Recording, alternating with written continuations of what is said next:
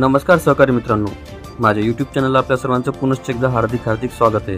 आपण जर पेन्शनधारक असाल किंवा ज्येष्ठ नागरिक असाल किंवा तुमच्या घरात कोणी ज्येष्ठ नागरिक किंवा पेन्शनधारक असाल तर तुमच्यासाठी अत्यंत महत्त्वाची बातमी ही आली आहे। एप्रिल महिन्याच्या पेन्शनसोबत केंद्र सरकारने अनेक नियम बदललेले आहेत, जी तुमच्यासाठी जाणून घेणे खूप महत्त्वाचे आहे। यासोबतच हायकोर्टाकडून पेन्शनधारकांना मोठा दिलासा देणारी बातमी समोर आलेली आहे।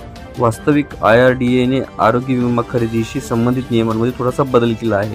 आता कोणत्याही वयाची व्यक्ती आरोग्य विमा पॉलिसी घेऊ शकते। यापूर्वी ती खरेदी करण्यासाठी कमाल वयोमर्यादा 65 वर्षे एवढी होती, ती आता रद्द करण्यात आलेली आहे।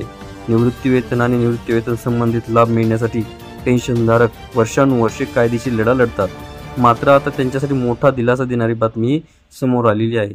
पंजाब आणि हरियाणा हायकोर्टाने ही खुशखबर दिली आहे। आता तुम्हाला वर्षानुवर्षे कोर्ट किंवा विभागामध्ये जाण्याची गरज नाही। आता सेवानिवृत्ती आणि पेन्शनशी संबंधित प्रलंबित खटल्याची दररोज न्यायालयात सुनावणी होणार असून त्यांचे निराकरण दररोज केले जाणार आहे। प्रलंबित प्रकरणाची दखल घेत उच्च न्यायालयाचे न्यायमूर्ती गुरप्रीत सिंग यांनी हा आदेश दिला आहे। पेन्शनधारकांना हायकोर्टाकडून मोठी बातमी मिळाली आहे। उच्च न्यायालयाने चुकीच्या पगाराच्या आधारे ग्रॅच्युटीमधून कापलेली रक्कम 6% व्याजासह परत करण्याचे आदेश दिले आहेत। चुकीच्या पगार निश्चितीमुळे सेवेदरम्यान कर्मचाऱ्याला अतिरिक्त रक्कमही अदा केली असल्यास ती ग्रॅच्युटीमधून वसूल केली जाते। राज्य सरकारच्या या निर्णयाविरोधात याचिका दाखल करण्यात आली आहे आणि उच्च न्यायालयाने सर्वोच्च न्यायालयाच्या निर्णयाच्या आधारे अतिरिक्त देयकाच्या वसुलीचा आदेश रद्द केला। तसेच ही रक्कम एका महिन्याच्या आत 6% व्याजासह परत करावी असे त्यांनी सांगितले आहे।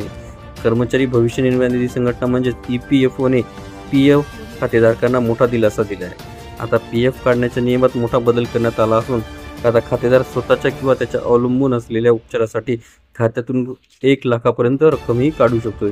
यापूर्वी हीच मर्यादा 50,000 इतकी होती, ती वाढून आता 1 लाख रुपयापर्यंत करण्यात आलेली आहे। हा मोठा बदल 16 एप्रिल 2024 पासून लागू करण्यात आलेला आहे। तसेच निवृत्तीवेतनधारकाचा महागाई भत्ता 50% करण्यात आलेला आहे, मात्र तो अनेक निवृत्तीवेतनधारकांना मिळालेला नाही आहे।